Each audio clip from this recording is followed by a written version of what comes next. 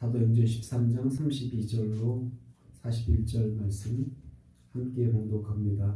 갈릴리로부터 예루살렘에 함께 올라간 사람들에게 여러 날 보이셨으니 그들이 이제 백성 앞에서 그의 증인이라.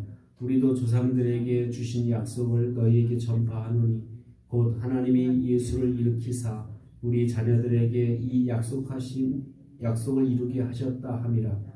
시편 둘째 편에 기록된 바와 같이 너는 내 아들이라 오늘 너를 낳았다 하셨고, 또 하나님께서 죽은 자 가운데서 그를 일으키사 다시 썩음을 당하지 않게 하실 것을 가르쳐 이르시되 내가 다윗의 거룩하고 미쁜 은사를 너희에게 주리라 하셨으며, 또 다른 시편에 일렀으되 주의 거룩한 자로 썩음을 당하지 않게 하시리라 하셨느니라. 다윗은 당시에 하나님의 뜻을 따라 섬기다가 잠들어 그 조상들과 함께 묻혀 썩음을 당하였으되 하나님께서 살리신 이는 썩음을 당하지 아니하셨나니. 그러므로 형제들아, 너희가 알 것은 이 사람을 힘입어 제사함을 너희에게 전하는 이것이며, 또 모세의 율법으로 너희가 의롭다 하심을 얻지 못하던 모든 일에도 이 사람을 힘입어 믿는 자마다 의롭다 하심을 얻는 이것이라. 그런즉 너희는 선지자들을 통하여 말씀하신 것이 너희에게 미칠까 삼가라. 일렀으되 보라, 멸시하는 사람들아, 너희는 놀라고 멸망하라.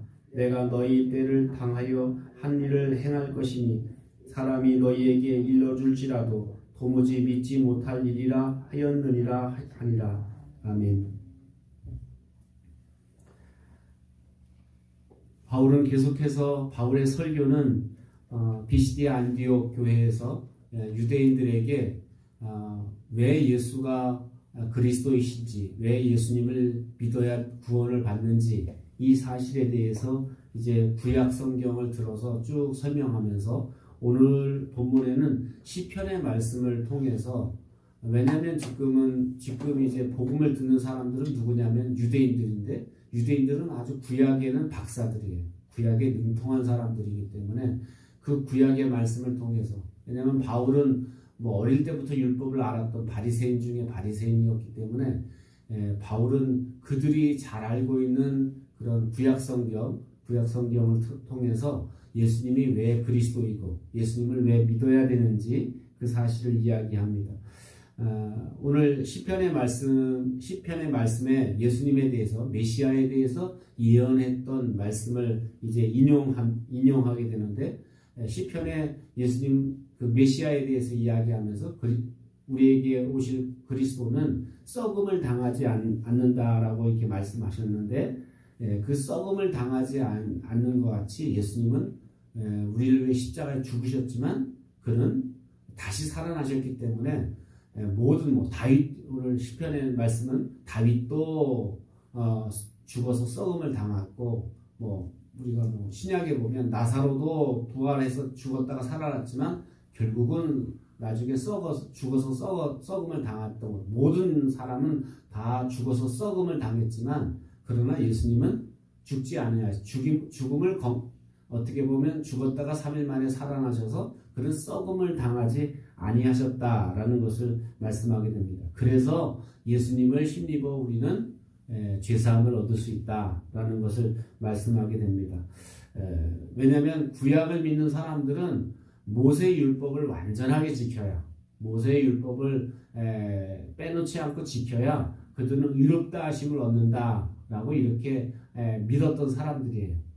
그런 사람들에게 율법을 철저하게 지켜야 되는구나, 율법을 지켜야 우리가 구원받을 수 있구나 라고 이렇게 믿는 사람들에게 그것이 아니라, 율법을 다 지킬 수 있는 사람은 한 사람도 없고 오직 그래서 우리가 지킬 수 없는 율법을 지켜서 구원받는 게 아니라 바로 예수님을 믿어야 구원받을 수 있다라는 것을 전하게 됐다라는 겁니다.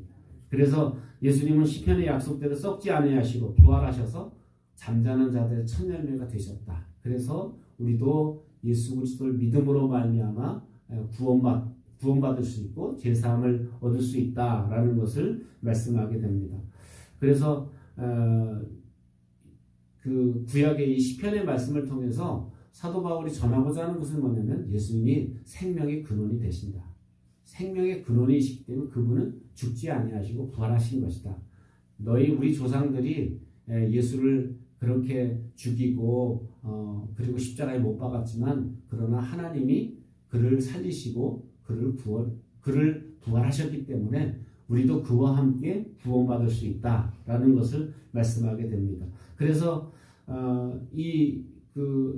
이런 바울이 전하는 사실은 예수님을 믿어야 우리가 제사함을 받는다라는 말은 어떻게 보면 그 당시 유대인들에게 율법을 철저하게 지켜야 의롭다함을 얻을 수 있다, 또 구원받을 수 있다라고 믿었던 유대인들에게는 충격적인 얘기예요. 아니 뭔 저런 얘기를 다 하는가. 지금 생각해보세요. 어릴 때부터 나면서부터 지금까지 어떤 얘기를 들었냐면 모세의 율법을 철저하게 지켜야 된다. 모세의 율법을 철저히 지켜야 우리가 의롭게 될 수 있고 구원받을 수 있다고 이렇게 믿었던 사람들에게 예수 믿어야 구원받을 수 있다라는 말은 충격이 아닐 수 없는 거예요. 그러니까 어떻게 보면 그 뒤로부터 사실은 사도 바울이 주로 가는 곳마다 첫 번째 들려서 복음 전한 곳은 어디냐면 항상 회당이에요. 유대인들이 모여있는 회당에 가서 이런 얘기 전하니까 유대인들이 어떨까요? 바울이 미울 수밖에 없는 거예요. 자기들은 지금 율법을 철저히 지켜야 구원받는다고 가르치는데 그 회당에 와서 자꾸 그거 아니고 예수님 믿어야 구원받을 수 있다는 소식을 전하니까 이 유대인들이 바울만 보면 아주 이제 막 벌벌 떠는 거예요. 그리고 어떻게든 저거 죽여야 된다. 그래서 어떻게 보면 가는 곳마다 바울과 유대인들은 이렇게 갈등을 일으킬 수밖에 없고 결국은 나중에는 유대인들이 쫓아다니면서 저 바울은 하여튼 저 이상한 복음을 전하는 이상한 얘기를 전하는 저 바울은 없애버려야 된다라고 생각하면서 어떻게 보면 그래서 40명 결사대가 조직돼서 바울을 죽이기 전엔 우리가 어떻게 안 하겠다 하고 이렇게 결심한 사람들이 바울을 죽이려고 나중에는 예루살렘까지 쫓아 올라오게 됩니다.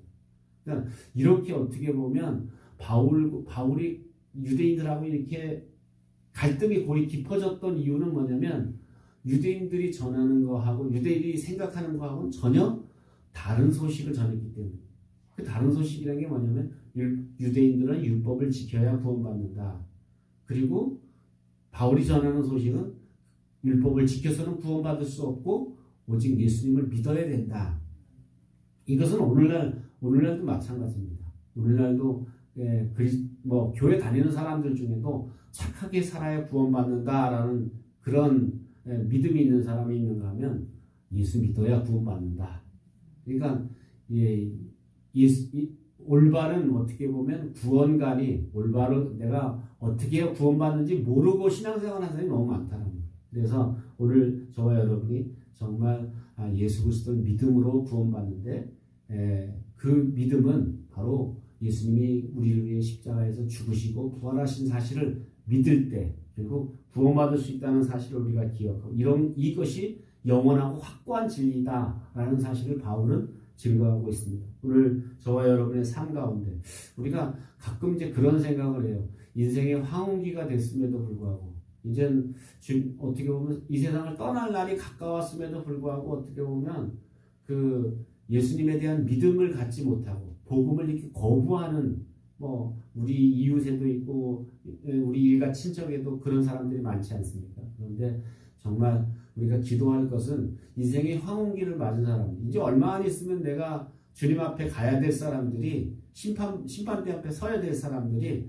예수님의 복음을 거부하고 산다는 것, 이게 어떻게 보면 참 안타까운 일이고 어리석은 일인데 오늘 저와 여러분이 이 사도 바울이 가는 곳마다 이 소식을 전했던 것처럼 어떻게 보면 목숨 걸고 바울은 이 복음의 소식을 전했던 것처럼 오늘 저와 여러분의 삶을 통해서 예수가 그리스도임을, 예수가 구세주임을, 예수님을 믿어야 구원받을 수 있다는 사실을 증거하고 전하는 여러분 되시기를 주의 이름으로 축원합니다.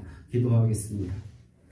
이 시간에 우리 함께 기도할 때 우리가 인생의 황혼기를 맞았음에도 불구하고 여전히 복음을 멸시하는 사람들, 하나님 저 사람 모든 우리 주변에 있는 사람들의 마음을 열어주시고 복음의 문이 열려지게 해주시고 전도의 문이 열려지게 해달라고 기도하고 또 여러분 자신의 기도 제목을 놓고 기도합니다.